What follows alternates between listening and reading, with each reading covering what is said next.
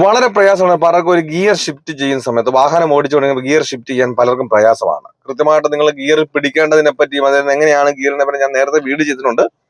പലരും വന്ന് കമന്റ് ചെയ്തുകൊണ്ടാണ് ഞാൻ വീണ്ടും ചെയ്യുന്നത്. നിങ്ങൾ ഗിയർ ഇടുന്ന സമയത്ത് നിങ്ങൾ ഒരു കാരണവശാലും ഇങ്ങനെ മലത്തി ഒന്നും പിടിക്കേണ്ട. നിങ്ങൾ ഗിയറിന്റെ മുകളിൽ ഇങ്ങനെ ഇത് കണ്ട ഈ ഒരു രീതിയിൽ ഇങ്ങനെ പിടിക്കുക. നമ്മൾ ഈ ഒരു സൈഡിൽ കിടക്കുന്ന ഫസ്റ്റും സെക്കൻഡും അതുപോലെ തന്നെ സെന്ററിൽ കിടക്കുന്ന തേർഡും ഫോർത്തും അതിന് ഇങ്ങേറ്റത്ത് ഫിഫ്ത്തും റിവേഴ്സും ആണ്. ഈ ഒരു രീതിയിൽ ഇങ്ങനെ ഫസ്റ്റ് ടു നമ്മൾ ഇങ്ങനെ വന്നിട്ട് ന്യൂട്രാക്കിയിട്ട് വീണ്ടും ഇങ്ങനെ ചെയ്യണമെന്നില്ല. നിങ്ങൾ ആ സൈഡ് തന്നെ ചേർത്ത് എന്ത് ചെയ്യുക, ഈ ഒരു രീതിയിൽ ഇങ്ങനെ ഇടുക കണ്ട. എന്നിട്ട് നമ്മൾ തേർഡ് ഗിയർ ഇടുന്ന സമയത്ത് നിങ്ങൾ ഇങ്ങനെ എൽ ഷേപ്പിൽ കൊണ്ടുവരണ്ട, ന്യൂട്രാക്കി വിടുക. സെന്ററിൽ വരും, ആ സെന്ററിൽ നിന്ന് എടുത്തിട്ട് കണ്ട ഈ ഒരു രീതി ചെയ്യുക. അതുപോലെ തന്നെ നമ്മൾ സെക്കൻഡ് ആക്കണമെങ്കിലും നേരെ സ്ട്രൈറ്റ് എടുക്കുക, സൈഡ് ചേർക്കുക, ഇടുക. അത് കണ്ടില്ലേ?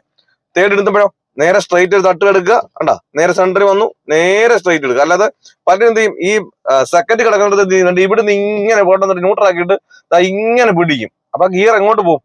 ഫസ്റ്റിലേക്ക് പോകും. അതുകൊണ്ടാണ് നിങ്ങൾക്ക് തെറ്റിപ്പോകാനുള്ള കാരണം. ഈ ഒരു രീതി നിങ്ങൾ നിർത്തി തന്നെ എന്ത് ചെയ്യുക, ഇങ്ങനെ നിങ്ങൾ ഗിയർ ഇടാൻ പഠിച്ചു കഴിഞ്ഞാൽ നമുക്ക് ഗിയർ ഷിഫ്റ്റ് ചെയ്യുന്ന സമയത്ത് തെറ്റാതെ എന്ത് ചെയ്യാം, ഗിയർ ഇടാൻ സാധിക്കുന്നതാണ്. ഇങ്ങനെ കാണുന്ന വീഡിയോസ് ഒക്കെ കാണുമ്പോൾ നല്ലൊരു കോൺഫിഡൻസ് കിട്ടുന്നെങ്കിലും തനിയെ വാഹനം ഓടിക്കാൻ പേടി അതിയായ ആഗ്രഹമാണ്. അങ്ങനെയുള്ളവരാണ് എന്നെ കോൺടാക്ട് ചെയ്ത് നിങ്ങൾ കേരളത്തിന്റെ ഏത് ജില്ലയിലായിരുന്നാലും നിങ്ങളുടെ സ്വന്തം വാഹനത്തിൽ വന്ന് ഞാൻ പ്രാക്ടീസ് നൽകുന്നത് നിങ്ങൾക്ക് ആഗ്രഹം ഉണ്ടെങ്കിൽ എന്റെ വാട്സാപ്പ് നമ്പറിൽ ബന്ധപ്പെടാം. ഈ ഒരു ക്ലാസ് നിങ്ങൾ അറ്റൻഡ് ചെയ്ത് കഴിഞ്ഞാൽ വരുന്ന ദിവസം മുതൽ തനിയെ വാഹനം ഓടിക്കുവാനുള്ള ട്രിക്കുകളും ടിപ്സുകളുമാണ് ഞാൻ ഈ ഒരു ക്ലാസ്സിലൂടെ പറഞ്ഞു തരുന്നത്.